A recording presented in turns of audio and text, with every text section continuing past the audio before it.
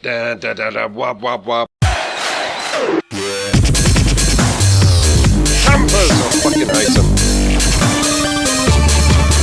Space. What the fuck is this guy doing? See, this is what I'm saying.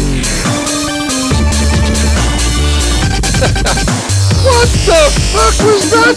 Oh man! This is how they roll. Pro beast. Wow. Da da da da wop wop wop wop wop wop wop wop wop wop wop wop. Fuck! Now, I'm going to hazard a guess that you're going to watch this little piece of footage right here and you're going to say to me directly afterwards, or say to yourself, that was a little bit harsh. You know, teabagging everybody. It just seems that's all you do is just teabag people for no apparent reason. The guy was lying on the floor, maybe he just needed a reload. Maybe he needed some time out and just wanted to stay off the radar a little bit. And you go above him and drop your testicles on top of his head. Like a nice pretty headpiece. It's not really fair. But once I get to the end of this commentary and show you enough clips and give you a little explanation as to why I set out to make this guy's life a misery and get some payback, maybe then you'll appreciate it. Let's put it like this. This guy in the last game, I actually sent him a message at the end of the game and then realised it was completely fruitless because I never had my Elgato recording the gameplay, and as we know, Call of Duty Ghost doesn't have any theatre mode. This guy in the last game literally had the incentive to think, okay, I'm going to throw an ID there, and I'm also going to throw an ID there, and I'm going to sit in this corner of this room, and I'm going to camp it out with an M27 and a thermal. You know, the standard ghillie setup. But the worst thing about it was, when he first actually killed me, I had a juggernaut on. I ran into a room and the two IEDs went off in quick succession, and he managed to just pommel me full of ammunition while my juggernaut was gasping for air. And before I could even realise where the shots were coming from, I was gone. I never even got a kill. Not one single kill with my juggernaut, and one man managed to take me out single-handedly. Bravo! Give him a fantastic golf clap. Now, to be honest with you, I could have appreciated the fact that maybe he did that because he was thinking, Jesus, there's a juggernaut coming. I can see him on the map. I'm just staying well out the way. I know these IDs will slow him down, and I've got enough bullets in this M27 to stick him on his fat, lumpy, fast, and very attractive backside.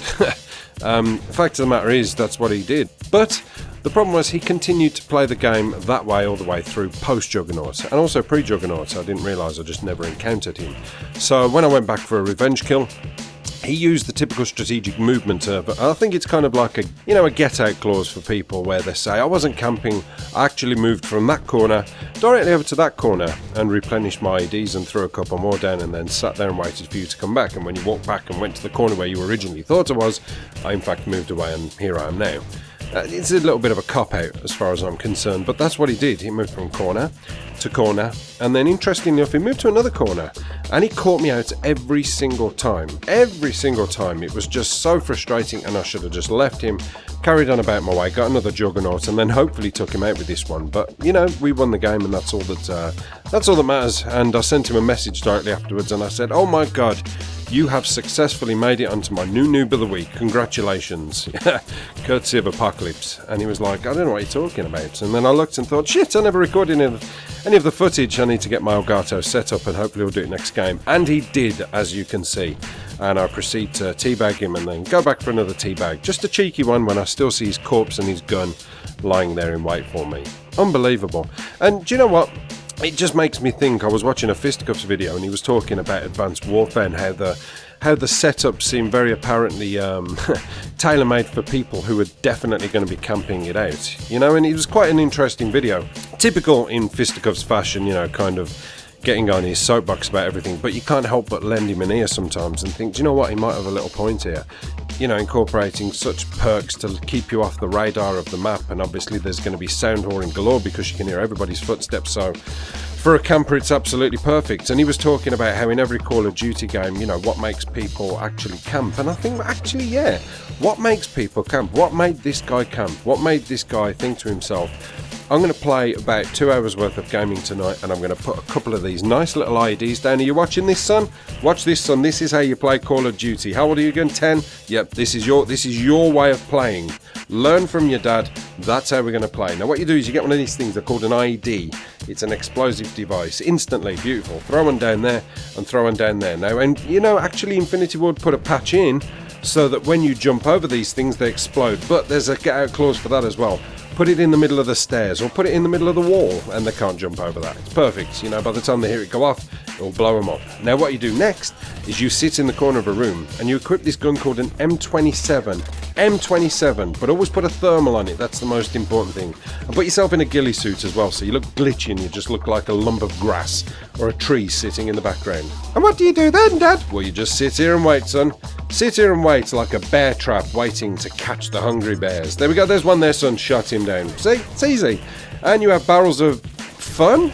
No, not really. How can you incorporate this as being fun? How can you sit there and say, God, I had an amazing night of Call of Duty last night. I sat there and I must have waited for about 10 people to come in and I killed them. So it was a whole, you know, it was a good wholesome day. Really, wow. What kind of context of a gamer would you put yourself in? Are you a rusher? Are you a sniper? No, I'm more of a slug. I'm just a slug. I sit there in a corner, wet corner, and I just wait. And, you know, I just wait more.